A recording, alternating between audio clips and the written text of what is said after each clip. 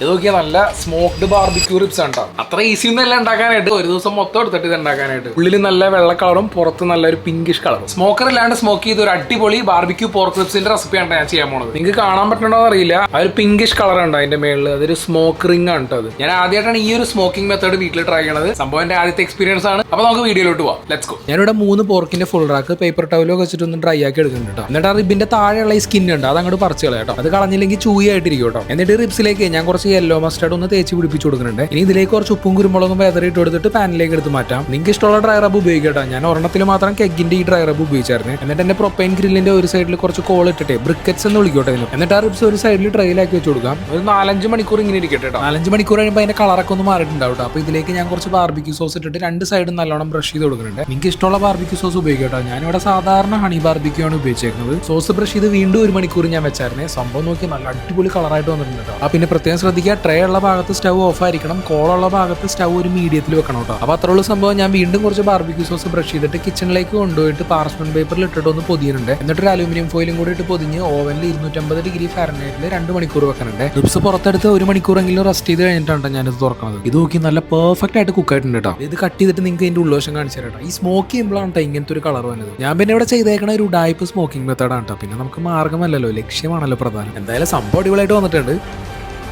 അടിപൊളി കേട്ടോ, കിഡിലെ സാധനം. എന്താ ഇപ്പൊ പറയാ, ചെറുതായിട്ടൊരു സോൾട്ടി, ആ സ്മോക്ക് ചെയ്തപ്പോ ഒരു മീറ്റൊക്കെ ക്യൂർ ചെയ്യുമ്പോൾ തന്നെ ഒരു ഫ്ലേവർ ഇല്ലേ, ആ ഒരു ടൈപ്പ് ഫ്ലേവർ വന്നിട്ടുണ്ട് കേട്ടോ. Variety taste. വീട്ടിൽ ബാർബിക്യൂ ഉണ്ടെങ്കിൽ ഇതേപോലെ കുറച്ച് കനലിട്ടിട്ട് ഓർക്ക് ഇതേപോലെ ഒന്ന് സ്മോക്ക് ചെയ്ത് നോക്ക്. ഞാനൊരു വെറൈറ്റി എക്സ്പെരിമെന്റ് നടത്തിയതാണ്. എന്തായാലും ഓൾമോസ്റ്റ് സക്സസ് ആയിട്ടുണ്ട്. പുതിയ റെസിപ്പിയായിട്ട് നമുക്ക് അടുത്ത വീഡിയോയിൽ കാണാം. അപ്പോ ശരി.